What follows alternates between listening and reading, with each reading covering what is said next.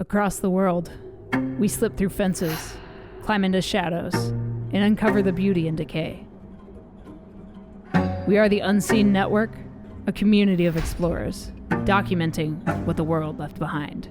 Welcome to No Tracers, a podcast of true urban exploration stories. My name is Kay, and together with fellow adventurers, we're bringing the forgotten back to life, with one common thing in mind: leave no trace.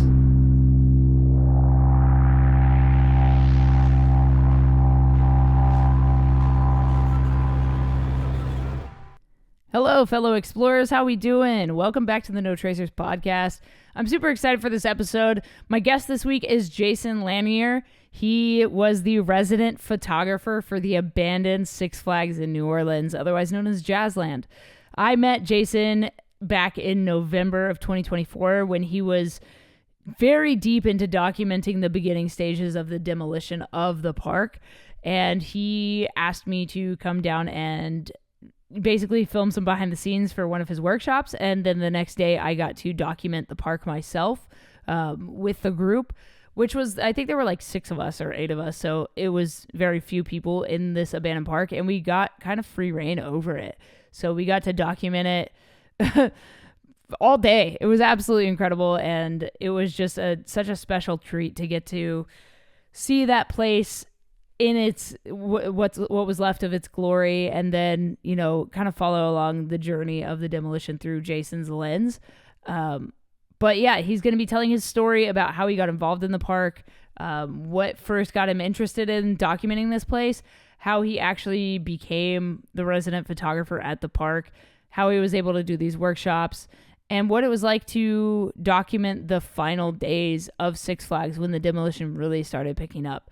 So I'm super excited for this. Jason, welcome to the podcast. Also, this will be on Jason's podcast as well. We kind of shared this recording just because he wanted me to be on his and I wanted him to be on mine. So you might get a double upload if you follow Jason's podcast as well. But if you didn't know, he does have a podcast and a bunch of social media accounts, a website, YouTube, Instagram, all the good things.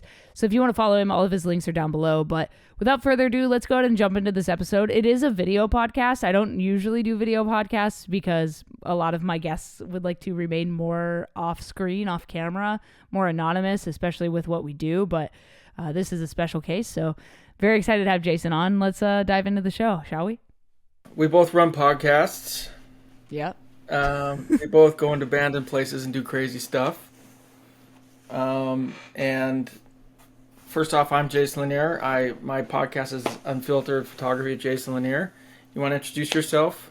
Yeah, I'm Kay. I go by the moniker No Tracers on all social media, especially in like the urbex community. But outside of that, I freelance photo, video, and film rocket launches, and I'm in a couple bands. So yeah, I do a lot of things, side quests.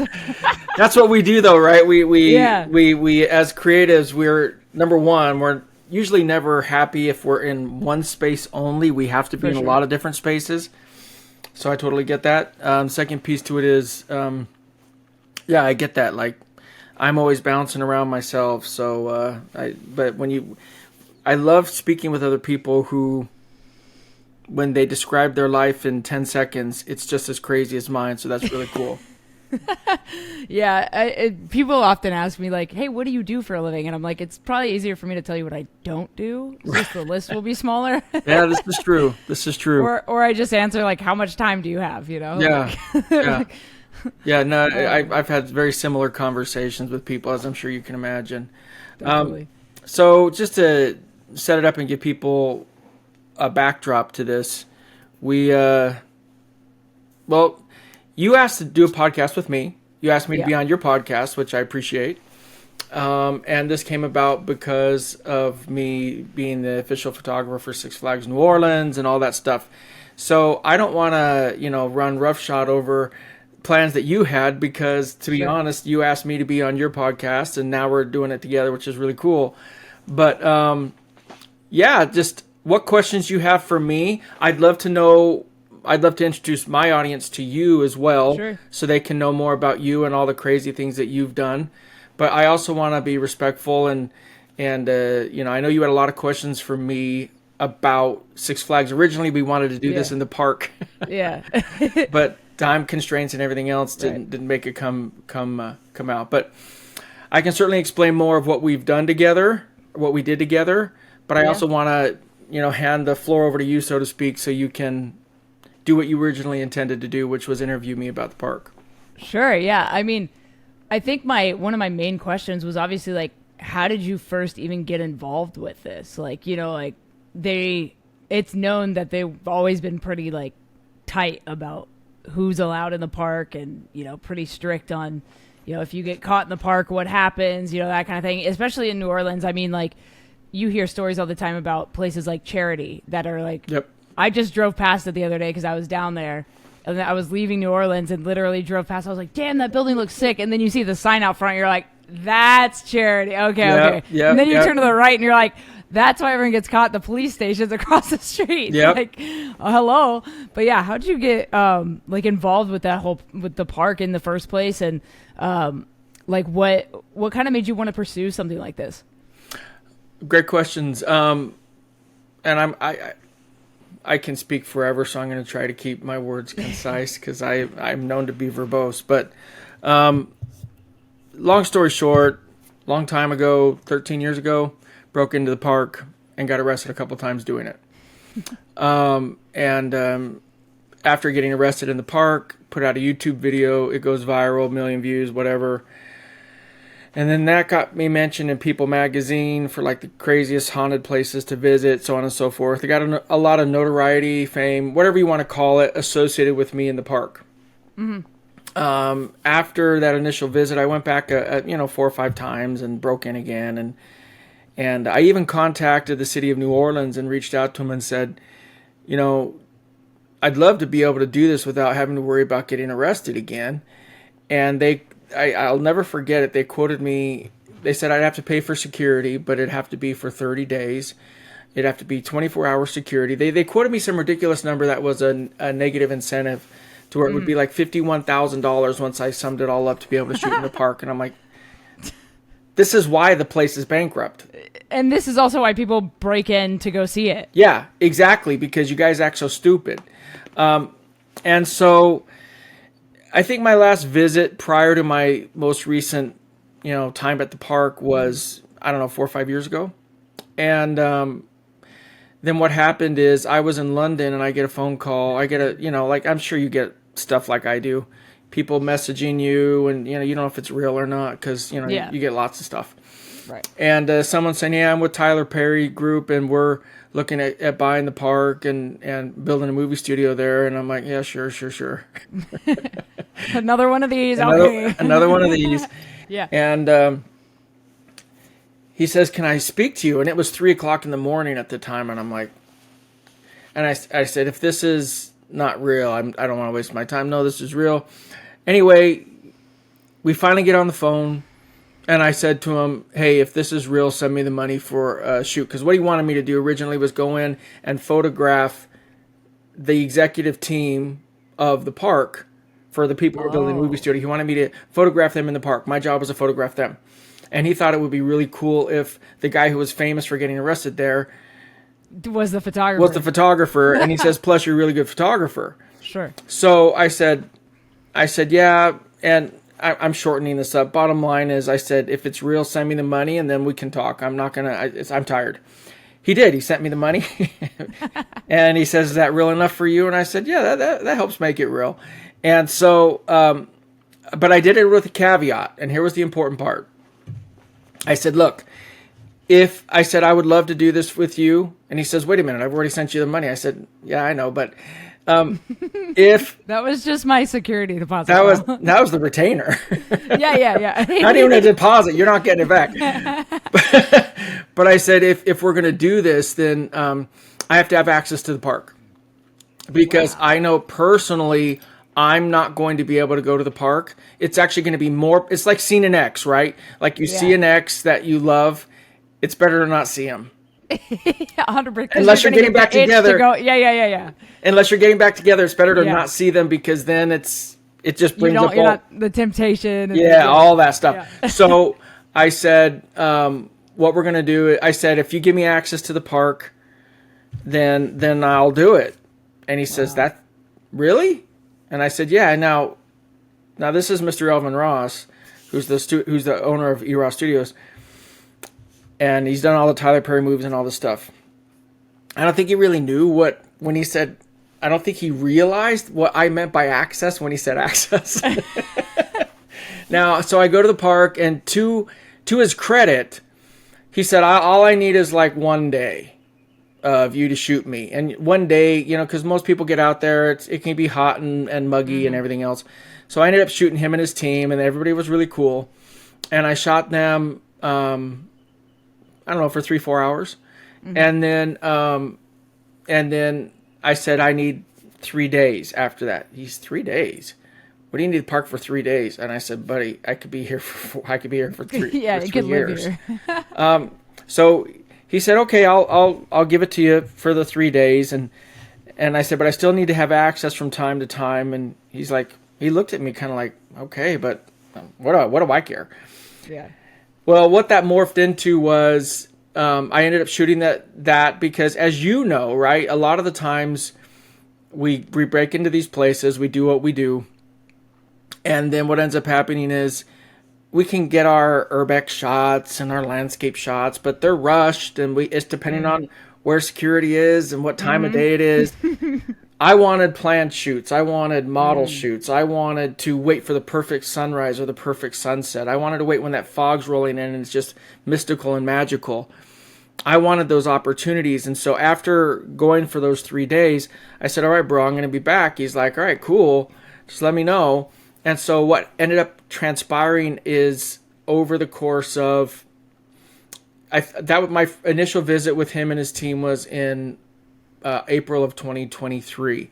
And then in September, I was coming through. I was going somewhere because I travel all over. And I said, hey, I'm going to be coming through. I'd love to come back to the park. He set it up, and I was there for maybe a week. Wow. And then after being there for a week, then I was...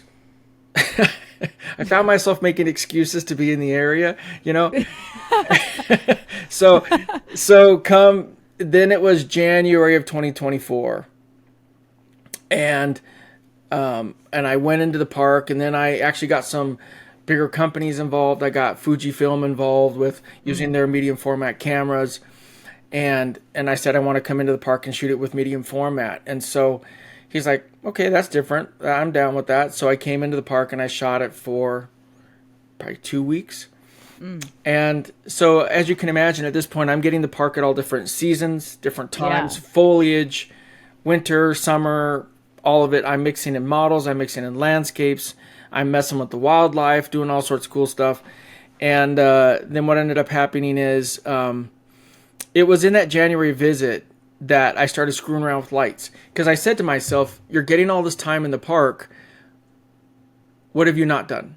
And so again, because we get our landscape and urbex shots, my initial thing was to really focus on the models when I went in, and I did. So by the time it was now my third visit into the park, I said, Jason, what have you not done? And that's when I started, because for those who don't know who I love lights. I'm very good with lighting. And so I started bringing lights into the park, and I started lighting up the rides at night. And then when you combine that with me shooting with the medium format, I started just I was like, yo, bro, like, you gotta see this shot. And I would text him a shot, and his response, he's like, oh my gosh, this is insane. And then that's when the wheels started moving and things started changing. And he said, you need to work with me, And so we started talking about me building art installations at the park and doing things of that nature. And so at that point, he says, I want you to be the photographer for the movie studios. And so I'm trying to condense a lot here, but from that visit, I went through and I started visiting the park very frequently at that point. I would maybe be gone for 2 or 3 weeks. I'd come back, and then instead of being there for a week, it was 2 weeks, and then it would turn into a month. And then it would turn into 6 weeks. And the longest time I was there without leaving was pretty much from August of 2024 until April of this year, 2025, I was there all but 3 weeks. Wow. And so, part of that is because it coincided with them, starting on the demolition of the park, which breaks both of our hearts. Yeah, dude. But I was there for the start of the demolition. I documented every single aspect of it. I met with the power brokers, with the Bayou Phoenix brass, met with all of them, with Elvin and his team. And, my whole thing was, if the park's going to be demolished, I want to record it. Everybody knows that I was very unhappy that it was being demolished. I was not joyful about it.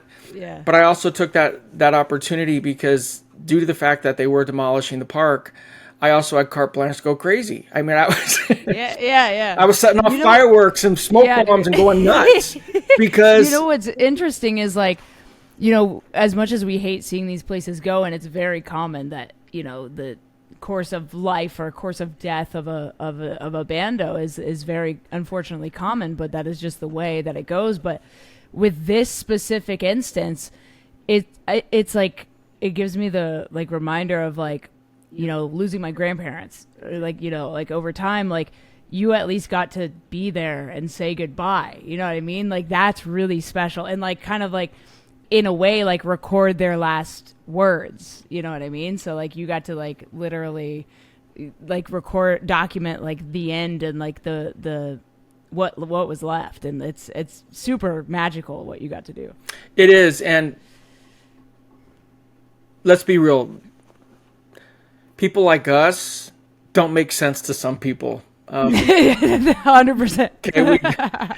Because we're freaking weird, for sure. We are weird. And what ends up happening is people like us, and I've learned, and I know you know this as well because you've done it a long time. So if you've done it a good amount of time, certain people see an abandoned structure and it's either beautiful to them or it's an eyesore. Mm-hmm. They either see the light peering through broken glass and half open doors, and that stream of light comes in, and they see the leading lines, and they see the texture and the grit, and they see all that beautifulness, and they love it, and they want to be in it. And that dystopian, creepy, eerie place is actually peaceful to us.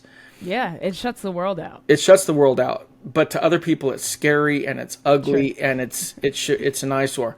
Yeah. So I mentioned that because it's when I say to people, because what you said about your grandparents and everything else is so true. Because when you talk to people about the park, and I say, hey, at least I was here to see the park go, and I would explain it to people it's almost like if you're someone important in your life is going to pass away, and you're by their bedside when they do. Yeah. I want to give it the honor of doing that. And people are like, it's an inanimate object. It's not it's a real. Roller coaster park. It's a roller coaster park. You are on drugs, dude. And I'm like, yeah, I know, but you may not. And here's the other thing I like to tell people: you may not understand it from an abandoned perspective, but there's something in your life that is inanimate that you love, whether that be a car, whether that be a home. There's something that isn't technically living and breathing that you love. I guarantee you I could find it for any human being. Yeah. So apply however you feel to that inanimate object and think about how people like us feel about places like this. Yeah. And that's really what it boils down to. Yeah. And a lot of these places, I try to record it as best I can. And there are some devices that I've recently picked up that can record really fine sound. So there's a guy online and he goes and puts this little microphone on a tree and records the sound of the tree literally speaking, right? And that's what I try to do in these buildings, because these buildings hold memories, they hold stories, and they do speak. Old asylums, old hospitals, 100%. It may be dark stories, but they speak to you, when you're in them, whether it's the wind whipping through the hallways because the windows are broken out or the doors creaking or whatever it is, these places have a soul and a voice. So it's more than just an inanimate object to us. It's literally a living, breathing place. And we watched the nature reclaim these buildings that humans have left behind. And I just made a post about it last night because in Pripyat in Chernobyl, they've recently discovered mushrooms that are eating the radiation, like the fallout. Wow, that's in the wild. area. It's crazy. So they're literally like saving the planet from the human destruction that we've caused, and they just also discovered mushrooms in the Amazon that are like consuming plastic. So there's like the earth is like taking control back from us. I mean, right now we've had, record levels of rainfall. We've had unprecedented tornado season. There are like 7 volcanoes erupting right now at the same time.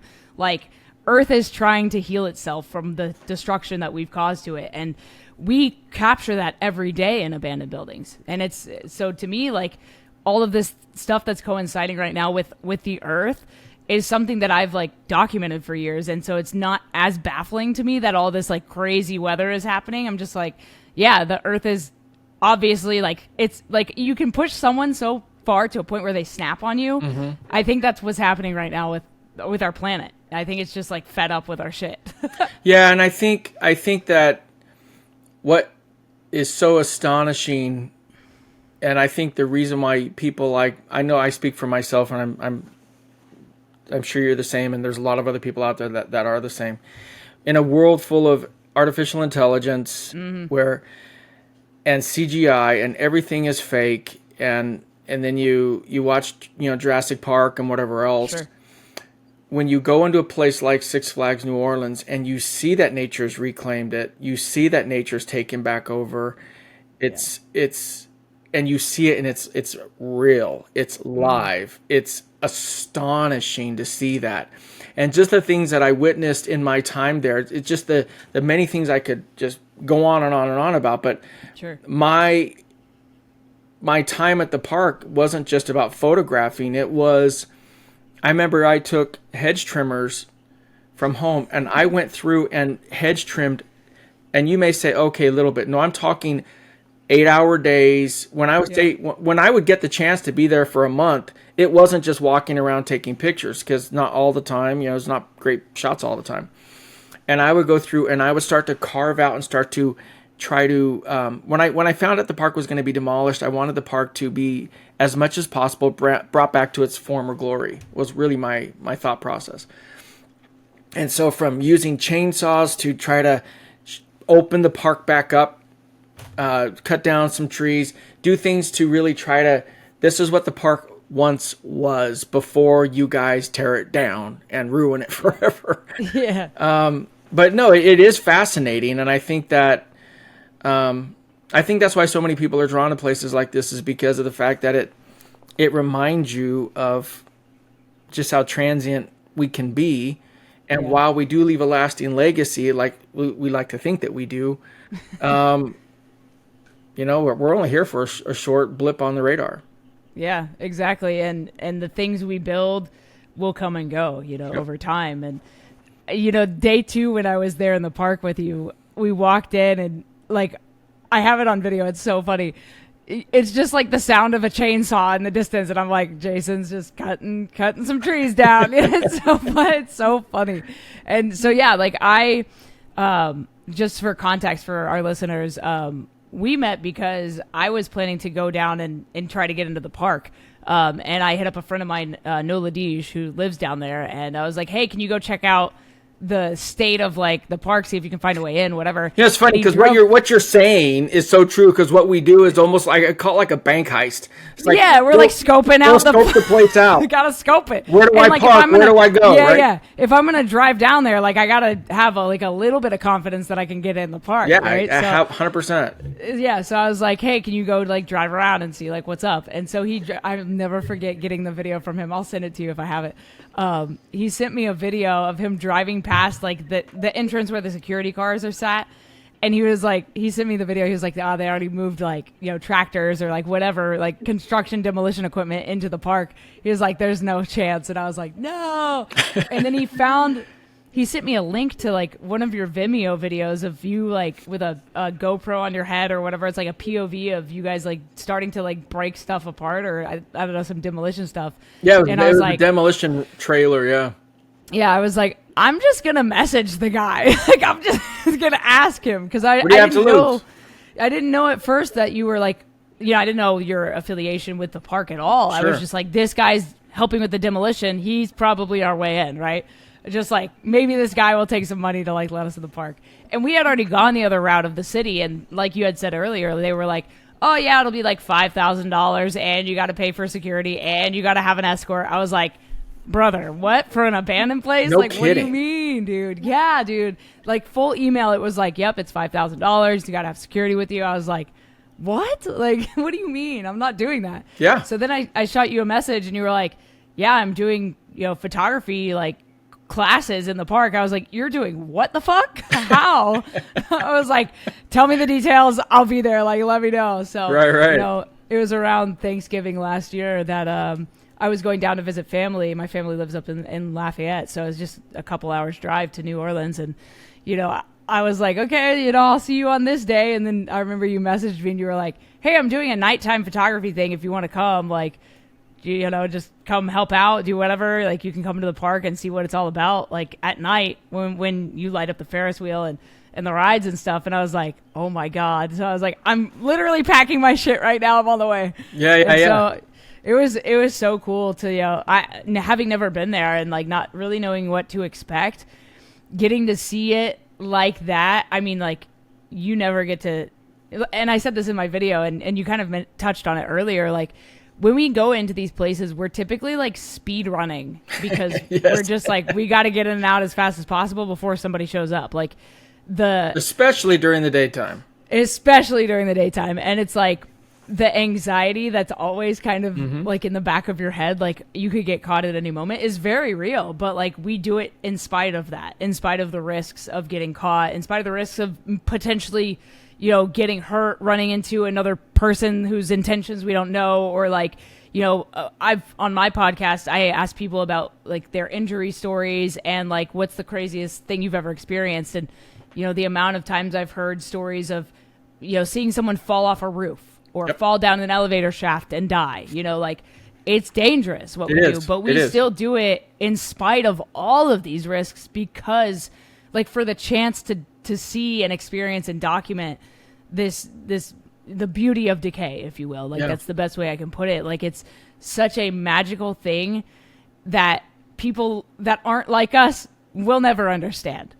And they won't ever understand, and you don't have to try to even convince them. Exactly. Of it. Yeah. And one of my favorite things to do is, when somebody kind of expresses like, oh, I've always wanted to do that. I'm like, I'll take you to a place right now, and so like getting to take people for their first time in an abandoned place, and then it finally like clicks and they're like, I get it. I understand. Is so cool. It's so cool. Like it's the coolest. Like we're in a museum that no one else has access to. Like we are in history, and it's so special and so magical. And so as the park came to, a close, if you will, like a permanent close for you, like what were those final days like kind of saying goodbye and, like what were some of your favorite or most special moments with the park at the end? Yeah, that draws up so many emotions. It's still, again, for those, you either get it or you don't, and why be sad about something? Well, people get sad about a lot of things, but that place, and I think part of it too is when you spend so much time there, it's hard to explain this to people, but that park just didn't when that park is no longer there, because I can go in and elaborate more, but it's still about halfway there. But when that park's no longer there, it's not just wiping out. Let me put it this way: it's like wiping out your home that you built a family with. Yeah, you're wiping out walls and wood and concrete and everything else, but you're wiping out all of the memories that place held. And that's the tough part, because I was in New Orleans when there was a once in every 200 year blizzard come through, and I was inside the park when there was crazy. I mean, we're talking a park that is sweltering hot, and like it's almost miserable to be in there many times during June, May through, October. Yeah. Just because it gets so hot. We're talking about a place that had a foot of snow. There hadn't been that kind of snowfall in New Orleans in two centuries. Okay. And I'm the only person on the planet who has pictures of it. I was there with a model, and we were in the parking lot. Wait till you see the videos of this. During the blizzard, I put a drone in the sky. Yes, it's now ruined, but I put a drone in the sky and was filming with it, and we went in the parking lot and are doing donuts in my SUV. Dude. I mean, just... The craziest part of that whole experience was driving a car into the park. I was like, I'm driving a car... I know. In the abandoned state, like that, like abandoned stuff aside, but like driving a car in that park was crazy. I know, right? Like the first time I came in officially, yeah. Normally we're going around fences, climbing under, going over, whatever, right? Yeah. And the first time that I was invited back officially, I had a Tesla that I was driving at the time, and I drive the Tesla in. And then, you get to the parking lot, and then I'm like, I mean, the park has roads. I mean, and so, so I'm like, so after we did the cursory, introductions and hello, and okay, I'm going to come back with my executive team later on. And they left, and then the security guard was there. And I knew, and security, I love them, but security guard's like, I don't want to follow you around all day. Yeah. And I'm like, cool. Well, I'm just going to drive. Yeah, don't follow me around. I'm good. Yeah, and I'm like, I'm just going to drive around if I need you. He goes, just don't get in trouble. I said, okay. And I'll never forget driving in the park, and this is so surreal. I'm literally driving around the park, and it feels straight out of a damn movie. Yeah, you're still like, am I going to get caught? Yeah. It's crazy. This is wild, man, and it was nuts. It just the moments and everything else. But there were a couple of moments to answer your earlier question. They were destroying the back buildings over by the Ferris wheel, and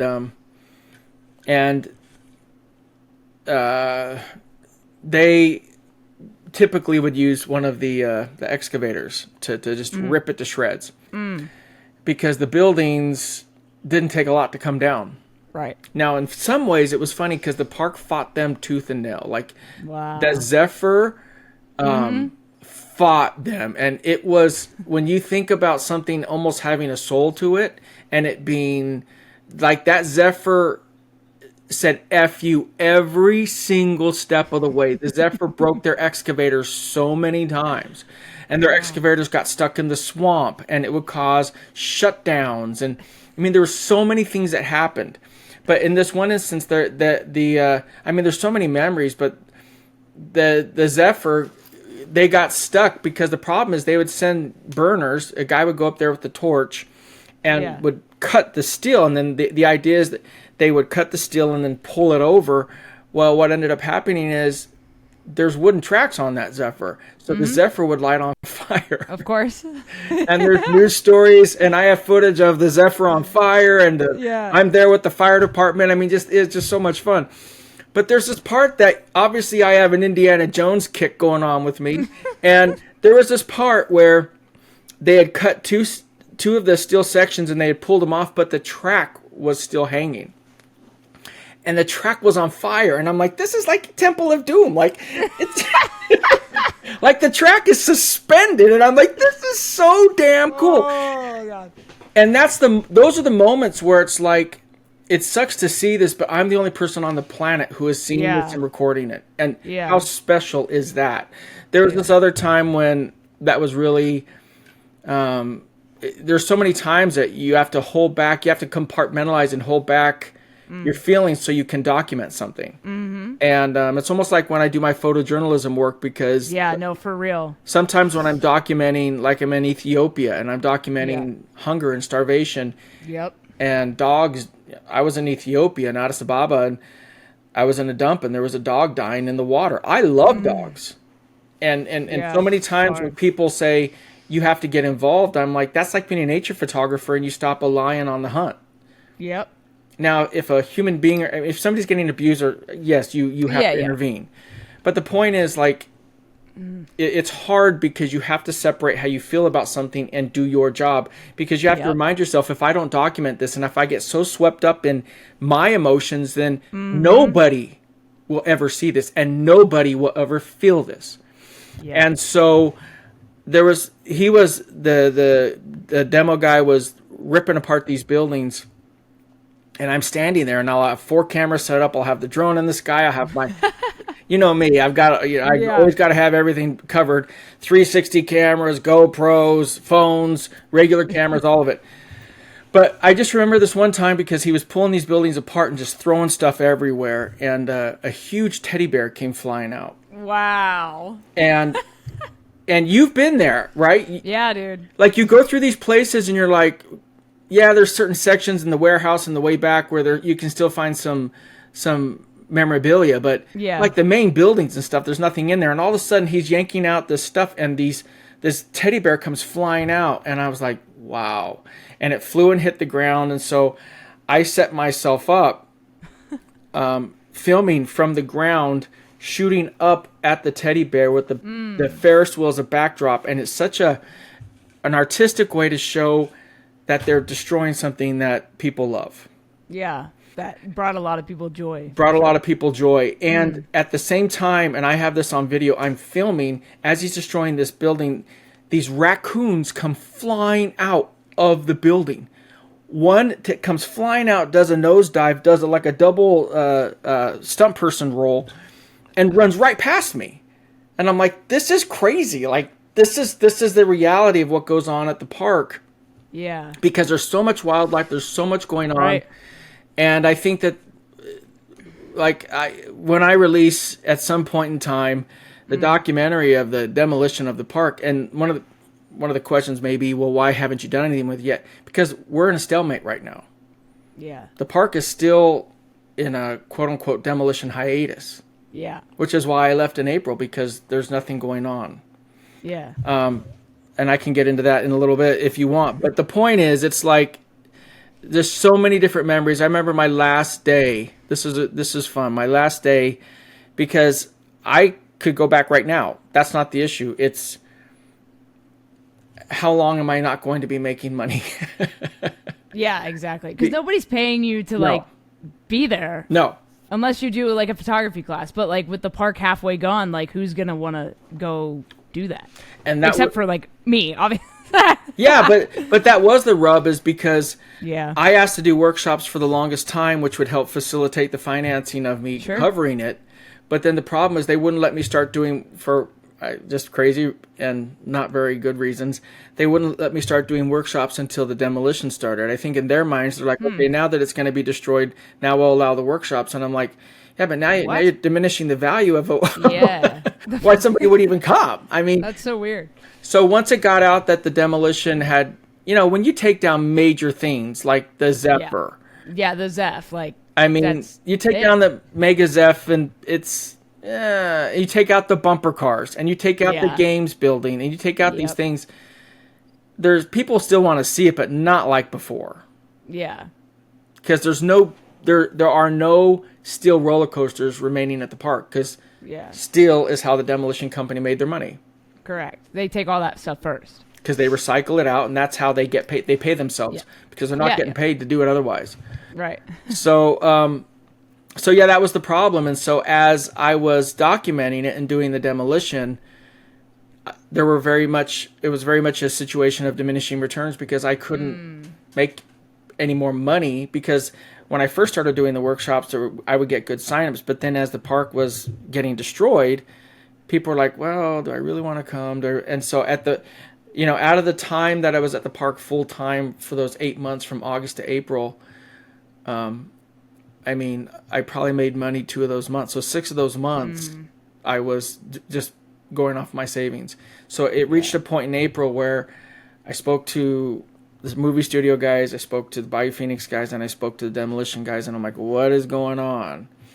And there's a lot of politics at play, so on and so forth. But the bottom line is, I guessed right, and it was just a pure guess that they weren't going to continue. And as of today, 3 months later, they still haven't.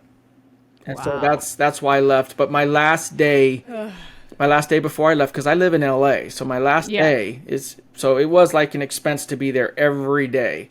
Which I didn't know. So I thought until we recently spoke about podcast stuff, I thought for some reason you lived in New Orleans. So I was like, oh, he's just like at home. But you now like coming to find out that like you were paying to, effectively live there part-time to do this, like just goes to show how close to your heart this project was. Yeah, and just realizing, I would tell my family all the time that this isn't going to last forever. And it was, and the toll that it takes on my career, on my finances, sure. On everything was enormous. And there was a lot of promises made and not a lot of promises kept by people over there. But but I still don't regret it, because I knew that it was a once in a lifetime opportunity. Absolutely. My last night in the park, to answer your question, there's a guy named Adam who's assisted me so much at the park. Great guy. He and I knew it was the last night, and we stayed up and lit off some fireworks, and we did some crazy stuff. But about 10 o'clock at night, because he has a job as a delivery driver. Like, people don't realize that aspect of it. Like, he's a delivery driver for an auto parts company. And he would come after work every day, or 4 or 5 days a week, just to come and help. And I'm there paying to be there, But at about 10 o'clock at night, he's like, I got to go. I got to wake up at 4 a.m, which I totally understood. But I said, if it's my last night, I'm going to go out with a bang, literally. And so I had about, I don't know, and that's the other part, that, like, all the fireworks, I purchased all that with my own money. Holy shit. Yeah. So, I spent literally $3,000, $4,000, $5,000 on fireworks over the course of my time there. And so when my last night, I'm like, I don't know when I live in California. We can't, spark up a lighter without the police coming. Yeah, right. So I'm like, you know what? I'm just gonna burn through everything that I have. And I was surprised when I went through my storage containers and everything else. I'm like, you have a lot of fireworks left, Jason. So it got to I was shooting them off with Adam, and then when he left, I looked at my stockpile, and I had those artillery shells. Oh my god. And I can get into a whole long thing, but the thing is, when you would fire off the artillery shells, if you set it up in the canister, it would pop up in the air. It would go too high, because the whole idea was to angle it so you could shoot them off and get both a picture of the ride and the fireworks. Right. Well, when Adam left, I could do that on my own. I'd done it many times. But then I'm like, you know what? It's the last night. Let's balls to the wall, dude. Let's do this. I started getting the artillery shells. And I would and I got the fuses from them, and I would tie 3 or 4 of the artillery shells together. And you better believe I have the video of this, and it is crazy. When I tell you it is crazy, God. It's wild. I would tie 3 or 4 of those artillery shells together, tie the fuses, and then hand light them, and then just toss them like they're a grenade. And I would toss them, oh my God. And they would go, and then I would put my phone on 120 frames per second, slow motion, and I would purposely walk where the explosions were occurring, so I'm in the frame as the whole plate. Bro, just making his own movies. Dude, I was making my own damn movies. Dude, wait till you see these shots. That's amazing. That's so sick. That's so sick. And it's literally yeah. Right? Oh, that's amazing. And it was so funny because security came into the park like 2 or 3 times, and they're like, Mr. Lanier, are you okay? Are you okay? Yeah, I'm good. And finally I said, look, bro, just to security, I said, I'm going to just be lighting the hell out of this park tonight. So unless I call you or unless you don't hear from me for hours, I'm good. He laughs. He goes, okay, well, it's you. So go do what you want to do. Yeah. And so, that was so much fun because not only was I there was a real strategy to it. It wasn't just about, okay, let me just light them up and have fun. No, where are you going to light them? Where are you going to throw them? And I have to anticipate and not blow all my hands off. But yeah, you can't call 911 if you don't have any fingers. No, you can't. And there are tons of snakes, tons of gators, tons of everything in the park. But and you're alone at this point. Very much so. And so I'm throwing these off, but then what I said to myself is I had to map out, okay, you have 40 artillery shells. Where are your places in the park to do this? So I went to the Ferris wheel, to the carousel, Main Street, the entrance to the park, the remnants of the Zephyr, the Mega Zephyr sitting there with the wood and the rails and everything else. And I went through and I chronicled the park with this. And I was there, I kid you not, until 2:30 in the morning. Just blowing shit up. Blowing stuff up, dude. And it was, and it's funny because Adam and I spoke about this. Do not go gentle into that good night. That's what it was. Yeah. I'm not going gentle into this tonight. If I'm going out, it is, baby, I'm going out. Because she deserves it too. Because she deserves it too. She deserves it too, man. She deserves it too. And I would be remiss if I didn't tell one more story. There's an animal wrangler at the park. Now, he's never there. He's unofficial. I could get into tons of stories.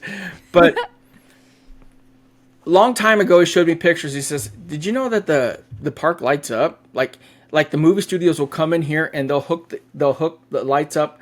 They'll hook their generators into the electrical grid. And as long as you put bulbs in the rides, the whole place will light up. Ah, whatever. He's like, no, I'm serious, dude. Then he says, oh, fine, I'll show you. So he started showing me pictures. I was like, people need to know this? Like, this is really cool. Because my idea the whole time was, if people, that's why I started doing the art installations. If people could see what this is, this could be saved. Of course. Now, I am partly to blame as to why, in large part to blame why the park has stopped at 50% demolition. I'm not going to lie. Sure. I'm a big piece to that as to causing this current stalemate. Because I started convincing the powers that be of, you're wrecking any, even if you don't want to look at it for beauty, you're wrecking any financial opportunities that you had. Yeah, for sure. Wake up. Yeah. And so, anyway, a buddy of mine, Tim, said, hey, Jason, I'm an electrician. If you ever want to try to hook up a generator, we can see if we can light up the Ferris wheel. And I'm like, yeah, that sounds cool. But, it's like, you know what I mean. It's one of those things of, And when it came down to it and I was getting about a week away from it, okay, this place is, it looks like it's winding down. And I still had free reign to the place. And I called up Tim and I said, he's in Florida. I said, how soon can you be here? He's like, how soon do you need me? I said, well, it's got to be fast, dude. He comes down. We get Adam's generator, a home generator. Oh, Jason, just go rent a generator. Dude, I'm not dropping $5,000 to rent a generator. Yeah, they're not cheap, bro. Right, I'm not Tyler Perry. Yeah. So Adam brings his home generator that's supposed to be meant for hurricanes, right? And it's like 20 years old. And we load it into the back of my SUV, drive it into the park. We hook it up. We do this Jimmy rig, electrical wiring thing. And we get like a little bit of the Ferris wheel to light up. And we're like, oh, that was cool, but we didn't get the full experience. Yeah. So then I have a buddy, because I know a lot of people, my following and everything else, and I have a buddy who went to Cuba with me many years ago who lives just about an hour away, named Brad. And I say, hey, Brad, you don't happen to have a generator, do you? Now, Brad does pyrotechnics for a living. Oh. So I said, hey, Brad, do you have a generator? And he says, yeah. I said, dude, I need you. I need you now. I will kiss you. I will do whatever I can do. Your ass needs to come down. So he says, when do you need me? I said, like it has to be by tomorrow. Yeah. So he's like, all right, bet, I'm down. So, and I said, oh, by the way, you want to bring some fireworks? Yeah. So he comes down, we hook up the generator. I'm going to Walmart and buying electrical cords that we are wiring and putting them together. Long story short, we turn on the generator. Ferris wheel lit up. Oh, so cool. And then once the Ferris wheel lit up, then I got the lights that I used and I lit up the rest of it. And then we started setting off fireworks. And it was, when you see this footage, it is mind-blowing. The park literally came back to life. Wow. And that was my idea the entire time, was I want to breathe life back into this place. Yeah. But you know me, it's never good enough. That first night We did it. It worked. Everything was great. But then it was like it was a stormy night. It wasn't a good night. So I said, Brad, you got to come back one more night. He's like, all right, Jason. Because everybody knows me. Like, I'm always going to ask. Because you got to come back one more night. So he came back the following night. But before he came, I said, Brad, this time it's go big or go home, baby. You got to bring anything that we're allowed to do. He says, well, we can't do commercial fireworks. I said, fine, but whatever we're allowed to do. He says, okay. So he brought, you know, he brought the transmitters so we could hook up fireworks to a receiver. Yeah. And set them off. And have them timed. Yeah. So I climbed up to the top of to the center spoke of the Ferris wheel, and we put fireworks there so they would light up and blow up from the And then we stood. It's so funny to see the culmination of it all come together too, because then we stood across where I had cut down all the trees, because previously you could never even see the Ferris wheel from Main. Right. And we stood across and we took videos and pictures, and I went around the park. And when you see this, dude, you're not. No, it looks like the park. It looks like what the park would be when it was in operation. Wow. And it was absolutely just mind blowing. Yeah. Anyway, so. Yeah, if you tell me I have a week to do something and it's my last week and I'm not going to be able to go back, or at least in the, you know.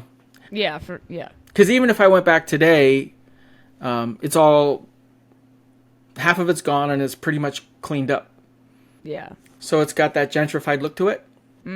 So the point is, I knew that was my chance and I took it, and I'm glad I did. Yeah, that's amazing. And, you know, 2 points that I really wanted to touch on. You talked about, you know, you kind of convinced them that, like, they're leaving money on the table by doing this. Look at places like Eastern State Penitentiary, or even like Alcatraz. Like, Alcatraz brings in $60 million a year in tourism.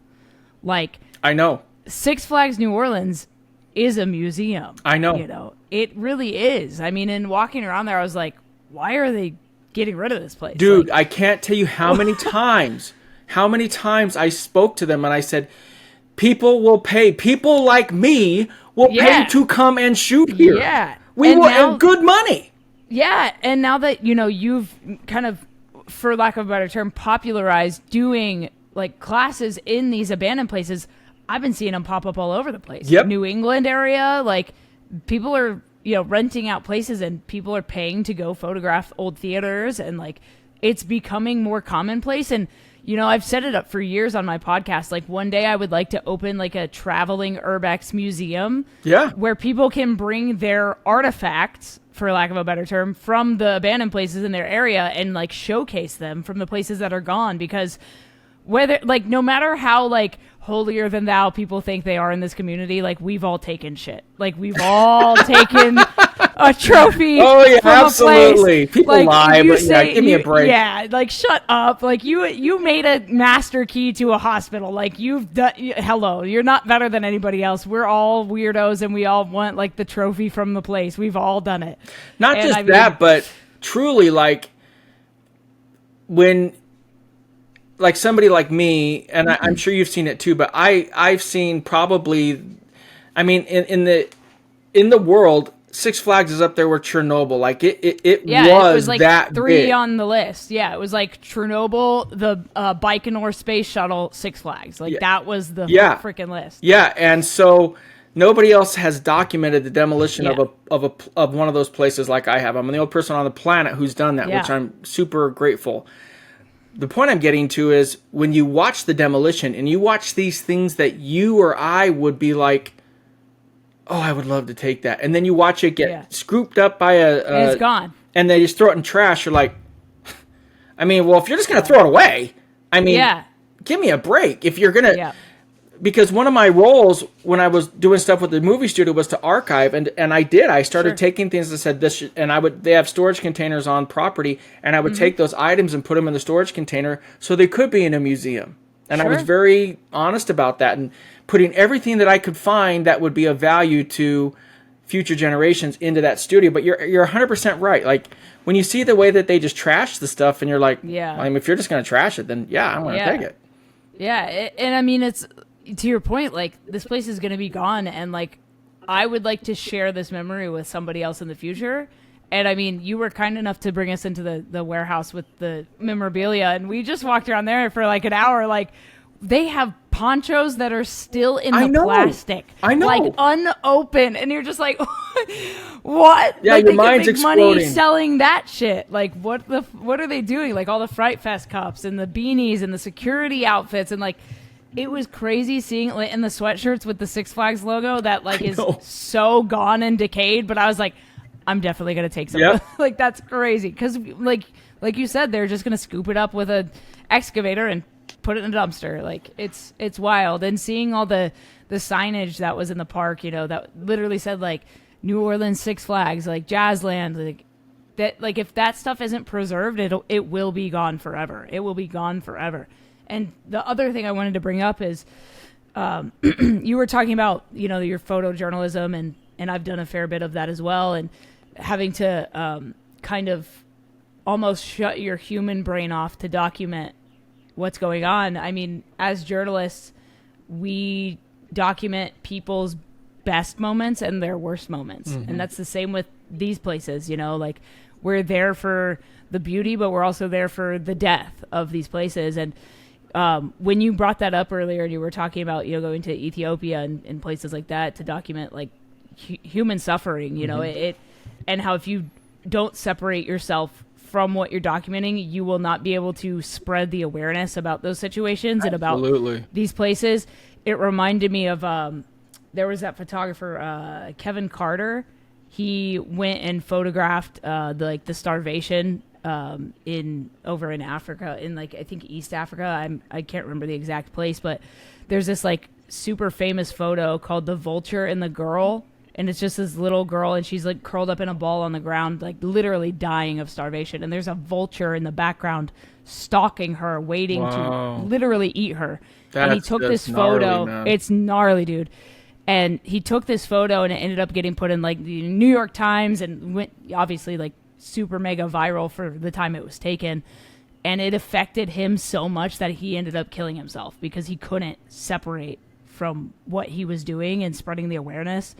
And it's like moments like that, getting to document things like this outside of urban exploring, like, obviously, like, you know, doing the like, documenting the death of a place is very special, but the animals that live there, like that, they're also affected by these things, you know. And I had the opportunity to go document the aftermath of one of these massive tornadoes that came through Kentucky for a photojournalist, and I literally flew my drone down the path that this tornado took through a neighborhood, and, like, killed a bunch of people, right? And because they weren't informed, they didn't have enough time, because, I mean, the National Weather Service has been basically defunded, so there's, you know, that side of things. But politics aside, like, the having to separate yourself thing is, like, very real, because I was literally flying my drone and I was like, holy shit, like, people died here, you know. It's like, it's crazy what happens, and you know, I don't think that's spoken about enough, like, the mental side of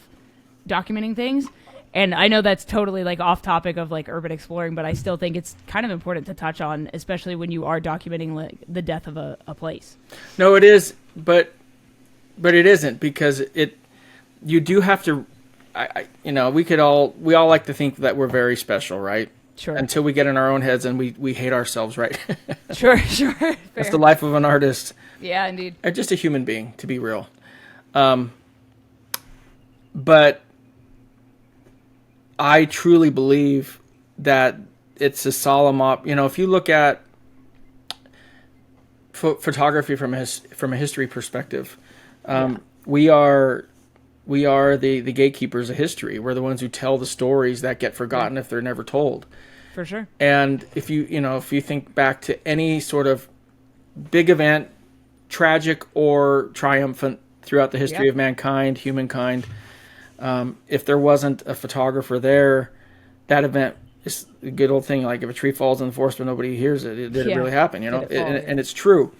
Mm-hmm. So I think when you're a younger person in general, it's harder to separate those things. And if you're a creative, in my opinion, to be a great creative, you have to be able to feel things very deeply. For sure. So that makes it inherently more difficult to be a deep feeler.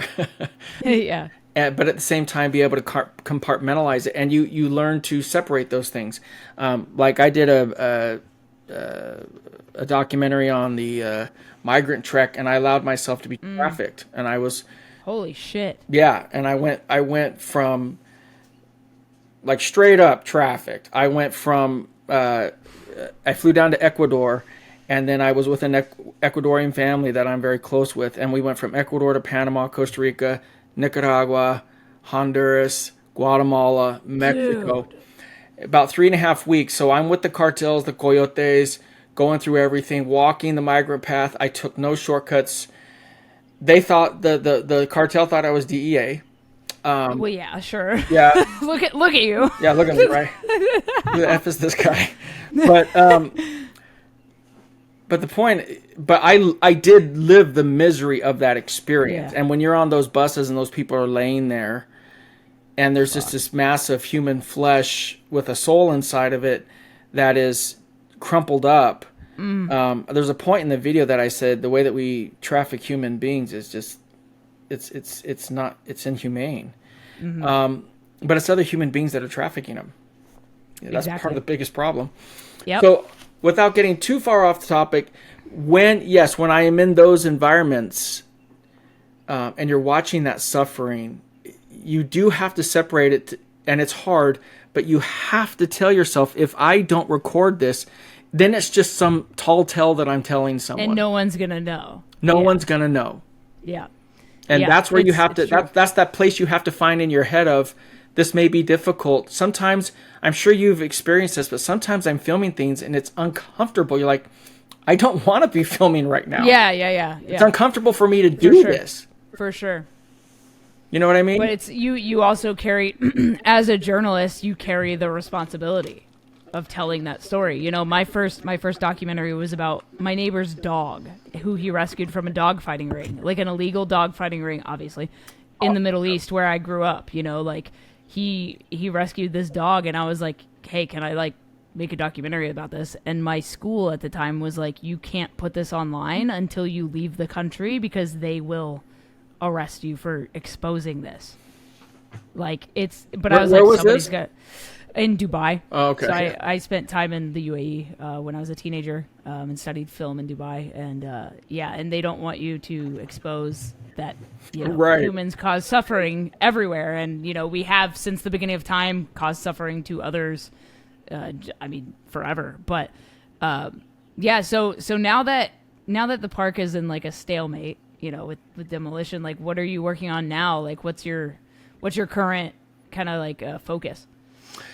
Yeah, it's been a bit of a reshift for me because I was supposed to be, we're the park. Hello, come on, let's go. Focus for me. There we go. There you go. The park was supposed to be, making movies right now. Oh. And so I was supposed to be there helping them make movies. Right. And I was supposed to be living full time in New Orleans at this point. So that's why I said lots of things that haven't happened that we're supposed to. Yeah. But that being set aside, it's gone back to me reshifting back to what I love to do, which is what I was doing before any of that, which is traveling the world, shooting crazy stuff. I was just in Berkeley breaking into buildings, doing some crazy stuff up there just 3 or 4 days ago. Old warehouses that are being gentrified. One side of the street's gentrified. You cross the street, it's complete ghetto, you know, and it's just crazy. But yeah, now I'm back to going back to doing some of my workshops, and that's why we're finally making this podcast, as I'm getting back to podcasting, YouTubing, teaching photographers, shooting really fun stuff, and just getting back into the world of photography, because between my border project and Six Flags, I've been, pretty much off the grid for 4 or 5 years. Sure. So yeah, and you've been kind of archiving this footage, to be put out when it's ready, kind of thing, or when you're ready, and as far as all that goes, like, I would like to talk about, like, what are your plans for all this footage? Like, do you have like a timeline for anything, or are you just kind of waiting? The truth is, I don't have any timeline, and that's because the story's not concluded. Sure. and it could very well be that the park, it could very well be that the park doesn't change from its current state for another 20 years. Yeah. And like, okay, so what if? What do you do? Okay, so let's just say that the park didn't, that none of the development, let's put it that way, that none of the development came to fruition, which there's a lot of great people that are involved in the project. And so I'm not speaking ill of the people involved. That's just the reality of life, right? Mm-hmm. Developments get purchased, land gets purchased, and then it's never developed. Yeah. If that ended up happening and it was a certain amount of time, then that would be the conclusion of this is where it stood. And then that would, and I've spoken to other people about that, that would be a sad conclusion of then it was really destroyed for nothing. Yeah. And I said that to somebody. Somebody said to me, well, they've done more than anybody else. And I said, but what have they done? Yeah, if you're not going to complete the assignment, then like it was for nothing, which is just as bad as not doing anything. But see, I'll argue that it's even worse because yeah, true. Because now it's in a state where it's unusable for. That's right. And I said, what it's sadly, unless further development occurs, it's been turned into a glorified skate park. It's lost that iconic Jurassic Park, mysterious, dystopian. It was the only amusement park of that nature in the world, which is why it was so iconic. And it was used in so many films as is. Exactly. And now what? And that's my point. And from the get-go, I said to them, guys, turn it over to somebody like me. I don't need to own the place, but I'm telling you, I can make money at the place for all of us. Like we'll bring tours in here and we can film movies in here and all this other stuff. And so when that, I never understood. So in other words, they're in this really weird spot of they either need to go full in and just start making movies there and then and take down what they're going to take down and start building again. Okay, fine. All of us hate when us urbexers hate when things are torn down. But if you're going to tear it down, at least do something great with it. Yeah. But if you're going to only tear half of it down and then leave it, that is the absolute worst case scenario. Yeah. For sure. Worst case scenario, because now you tore it down and it's worse than it was. Yeah. Now it's an eyesore. Yeah. You guys kept calling it an eyesore before. Well, you made it. Yeah, you made it an eyesore. You did it. Dang, that's so crazy. That's so real, though. And like, it's now gonna be taken off of that urbex bucket list because it has lost that feeling, that iconic look that we all were like striving to capture. Like the Zephyr's gone. Like, what's the point? Like, the Zephyr's gone, and again, like the Jester's gone, Joker's Revenge is gone, Batman's gone, and the bumper cars were so iconic. And just for so many things to be taken away that, like, you were there with me when the bumper cars were there. It was so incredible to just sit in an old bumper car. Yeah, dude. And it's hard to express that to people who haven't done it, but just to sit there in a bumper car and just let your mind wander and imagine a little bit, like, and you hear the music and you it all comes back. Yeah, sure. and that's and for people, I don't know about you, I never visited the park when it was open. No, I never. No, but it didn't matter. The only Six Flags I ever went to as a kid was the one in Texas. But it didn't matter. You still understand what that place was. Right, and so now it's just a heartbreaker. It's a heartbreaker, and you mentioned something that was kind of crazy when I was at the park, and I appreciate this. I want to preface this by saying I appreciated where it came from. The demolition crew was so cool, and I am very cool with them, even to this day. They were so cool with me, they would say, Jason, what do you want us to take down next? Because they wanted me to be able to capture what I wanted to capture. So they'd say, what do you want to take down next? I loved that I was able to help craft that to a certain extent. Yeah. But I hated the responsibility of knowing I told them to take down that building. You're the guy. Yeah. I felt like it. I told them to take it down. It got easier when it was, we're wiping the whole place out. You might as well choose, Jason. Yeah. But now that it's in its current state, it's like, ooh. Oh my gosh. Now you've got like that bit of guilt. Yeah. Of like, what the fuck did I do? Yeah, like the build. Even though you weren't the one with the controls, but you gave the input. Yeah, and I finally did end up telling them. I said, guys, I love that you're asking me that, but I did say it's too hard. Yeah. So just give me a heads up because the fight that we'd always have is if I would get angry, and I'm not joking, I would get angry at him. I said, if you tear something down and you don't even give me a heads up, because I was there, I don't need a martyr badge, but I was there 7 days a week from 7 a.m. until they'd leave or sunset, because I didn't want to miss anything. And that was grueling to be there that much. Of course. Yeah. But they'll work in alternate crews, and so sometimes I'd be flying something. They're like, "Oh, we're not taking anything down right now. It's just a cleanup day." And then I'd hear smashing going on. I'm like, "Who the hell's taking something down?" Oh my god! And so then I drive over there as fast as I could. And why are you guys doing this? And that's when we got into these conversations of, well, fine, you tell us. So, but at the same time, they're in a difficult spot because they're trying to make payroll. Of course. Because they weren't paid to do the job. The only way that the only way they made money off of the job was to recycle the steel, the copper, the aluminum, whatever. Yeah. And you don't want to hold them back from putting food on their plates, but you also don't want to watch it happen because it sucks. It does suck. So the ultimate, like when they took down the Sky Coaster. Yeah. That was the big one. And I said, I know you're going to take down the Sky Coaster, and I know that we're coming close to an end. If you're going to end, I just want to make sure that we do that before I leave. And that was the last big drop, as they call it, the last big drop that we had. And that was tremendous. And one thing that I will always be grateful to the demolition crew. You can say whatever you want about what I'm about to say, but they let me do whatever I wanted. And even as my camera's deciding to go out of focus. But they let me do whatever I wanted, meaning they would let me be where I wanted to be and take my own life into my own hands.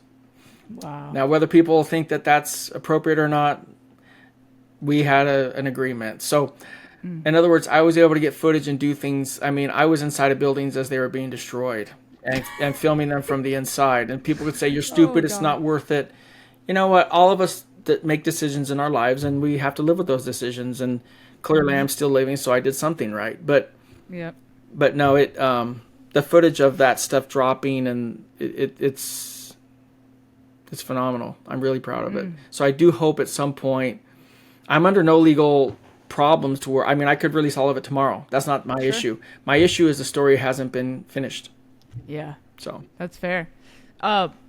Last question for you is, what is something you know now that you wish you knew when you started this process at the park? Oh, man.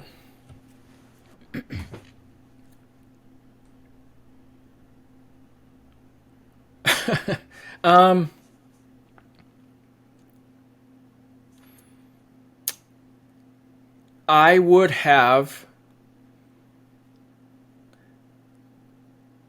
To be honest with you, from a creative standpoint, I'm not saying this to be whatever.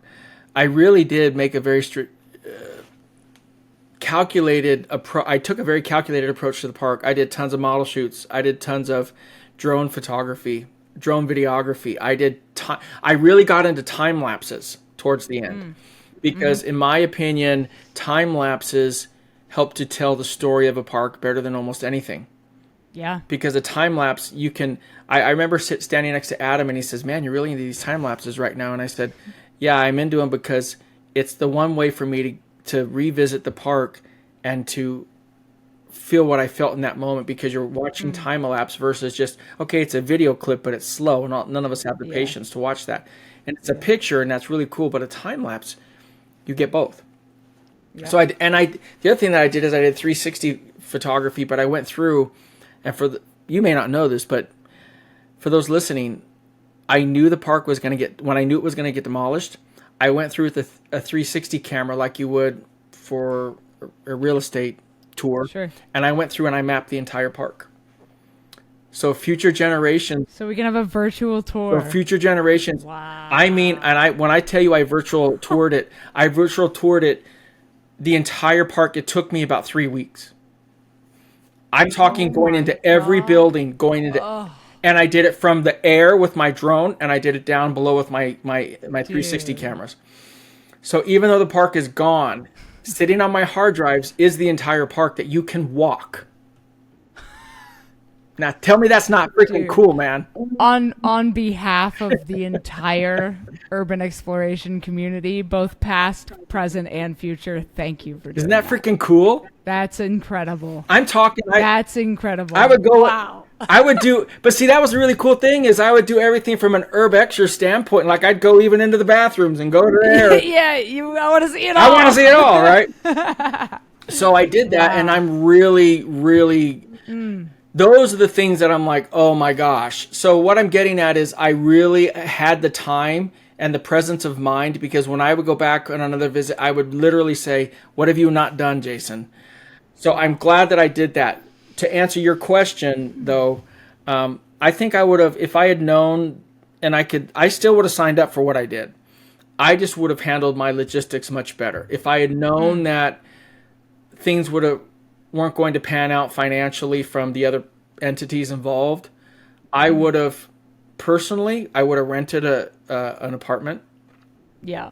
I would have made life a lot more feasible for me financially over in New Orleans. I would have not put all of my eggs in one basket. But I knew that's just the way I am. I knew that who gets to be the official photographer for one of the most iconic locations on planet Earth. Exactly. I had to do it. There was no other option. And the way you did it was perfect, despite financial burden, despite being away from family, like despite all that, like this is you documented a historic time, and like nobody else can say that they got to do that. So I mean, like you did the damn thing, and like I mean, people can feel how they feel about you charging people to do workshops, but like fuck all that. Like you got to do something that nobody else got to do and capture this place in a way that will never be done again. So I mean, thank you, honestly, for not only the opportunity for letting people into the park to see it as well, the way you did, and experience it the way that you loved to experience it. And like, you took care of that place. Like you literally brought that place back to life, and it's really powerful and special. And just like, I'm still like, I look at my photos, I have some of them printed out in like big format, and it's like getting to see that place in that way with no restrictions, with not having to speed run through that place. Like there will never be anything like that again. No, and I really appreciate everything you said in regards to charging for the park. Truly, like the amount of money I made is pittance compared to... Exactly. It's not just a pittance compared to what I put in, but I had to have a real conversation. I remember Adam and I sitting here talking about it. And he said, Jason, this is real talk right now. He said, Jason, do you really want to let other people to have access to you have exclusive access to the only thing on the planet. Do you really want to let other photographers have access for a little bit of money? In real, it's just a tiny bit of money compared to what I put in. I mean, I spent hundreds of thousands doing this. And you know what I said to him? I'd feel like such a douchebag. Because we know in our community, there's such a tendency to find a place and to not share it. Yeah. There's such a tendency to, hey, where is that location? I'm not telling you. And I get it. All of us feel that of you want it to be original, but at the same time, it's like, but this is supposed to be a community. Exactly. And so I had that conversation inside my head, and I said, if I walk away from this place and people really get to know everything that I was able to do here, and they're like, and you didn't let any photographers come in? You're a dick. Like, you know what I mean? Yeah. You could have been the guy that gate kept Six Flags, but you didn't. And especially the exclusivity that I had. Yeah, dude. And I could have totally thrown any excuse of they won't allow it. And but at the same, I'm like, other people should feel what I'm feeling. And you got to feel that, and you know how incredible it was. And so I don't regret a minute of it. I don't. That's amazing. Oh my God. Thank you. Thank you for sharing all of this. I mean, like, it's so cool hearing kind of how we got to here, you know, and your story. Like, it's so powerful to see like what you can do if you really care about something, care about a spot. I mean, I know that there's people out there. For example, there's a guy that goes by After the Final Curtain, and he documents abandoned theaters, but he gets them restored. That's his whole thing. Is like awesome. Restoring these old theaters. You know, that's his thing. And it's cool to see people that care so much about these places that really put their all into trying to save them. Whether it works or not, like the fact is that this is more than just photography. This is more than just a bunch of weird people in like eyesore buildings. Yep. Like we're documenting history. We're telling the stories of these places, and you know, we're really trying to like build this community that is pretty, like, for lack of a better term, like it's very high school-esque in the way that people treat each other, the way that people gatekeep, and like the bickering online is so silly. Like, how can you call yourself a community and then tear each other apart? And that's exactly my point. And and so that's why I did what I could to open it up. And I'm really grateful. And even when I'm not trying to get too far into the weeds in it, but even the money that was charged, I didn't get to keep a good portion of it. So, I mean, it was, you can open it up, but this is what it's going to require this is what we want. So, in other words, it really came from a place of love. And I'm grateful that I was able to do that. And I'm so grateful that you were able to come out, and so many other people were able to experience it. And yeah, it's always going to be a bittersweet, it was the project of my life, but it's also, it has so many joys and so many, you know, there's still a lot of pain there. It's sad. For sure. Well, rest in peace to Jazzland. Thanks for the memories, man. Yeah. What's next on your list? What are you up to?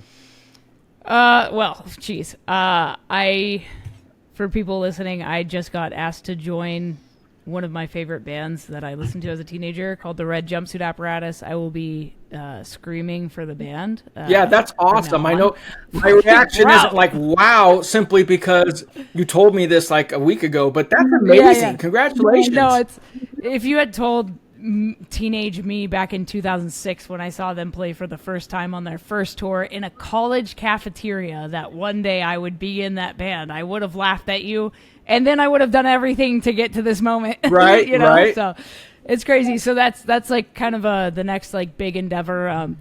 Other than that, I film rocket launches with a spaceflight media company. So we've been documenting the Starship launches down in South Texas for the past year and a half. Wow. So we just got back last month. We went to the Bahamas to film on an uninhabited island to get the rocket fly over our heads.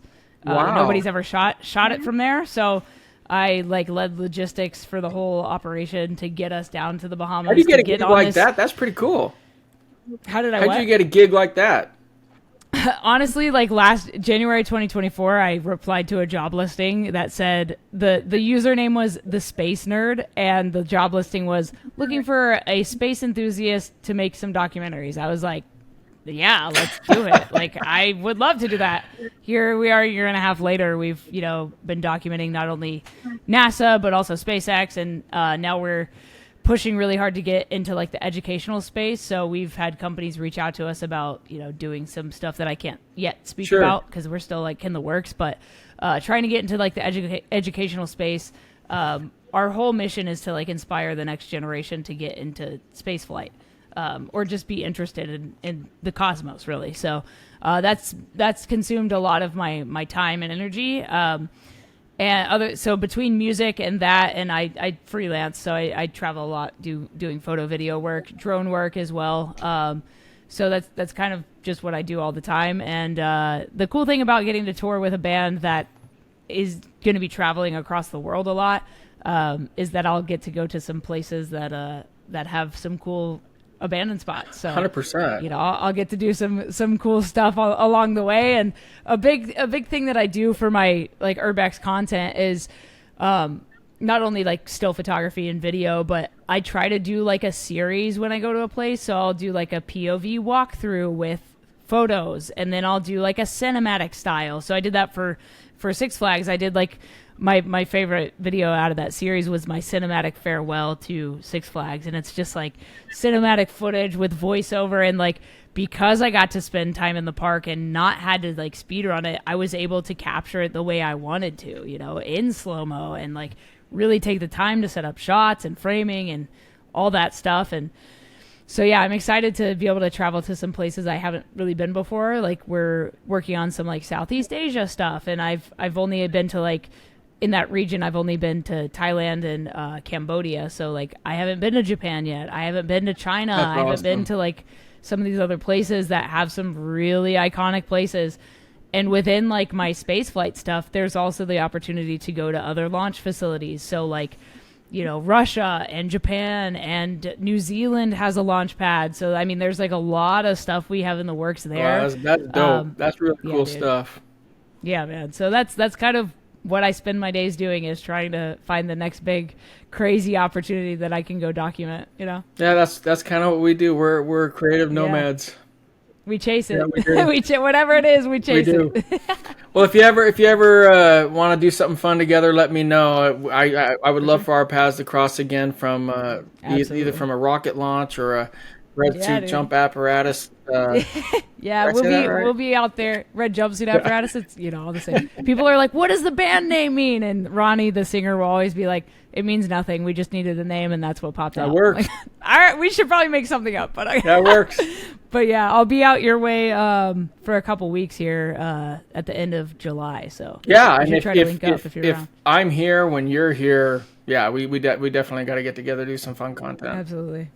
Absolutely. Hey, thank you for taking the time to chat, man. No, thank you. I really appreciate you, and thanks for coming and having me on your podcast, you being on mine, and let's do it again. All right, folks, that was my episode with the Jason Lanier. If you want to give him a follow, I have put all of his social media down in the description for you guys. This has been a really cool episode and a trip not only down memory lane, but just a really cool conversation about what happens to these iconic places and the love for documenting not only the decay that is taking place, the nature fighting its way back, but also getting to say goodbye to these places, which we don't often get to do because, you'll go explore a place and maybe the next week it's gone, and the fact that Jason got to document the end of life for Six Flags is really special. And I just really appreciate him, sharing his story with not only me, but also with you guys. So yeah, give him a follow, show him some love. And, if he's coming through your area doing a photography workshop, definitely hit him up. His Instagram is probably the best way, or his website. But thank you guys for listening to another episode of the No Tracers podcast. I love doing these, and I'm really excited for the next, few years, getting to travel with this band and getting to document some more abandoned places around the world. There's some really cool stuff I have in the works right now for urban exploring specifically. So be sure you guys stick around and check out some of the stuff on the YouTube channel, on Instagram, and wherever you want. But thanks for listening, guys. I'll talk to you in the next one. If you want to come on the No Tracers podcast, you can hit me up on Instagram at no.tracers, or my email is contact@notracers.com. Go check out the website. There's blog posts that feature some of the stories of my favorite abandoned places. I've got some photography books if you're interested in picking up a coffee table book, photo prints, merchandise, all that good stuff. But until next time, stay strong, keep enduring, go out, go explore something, and remember, leave no trace.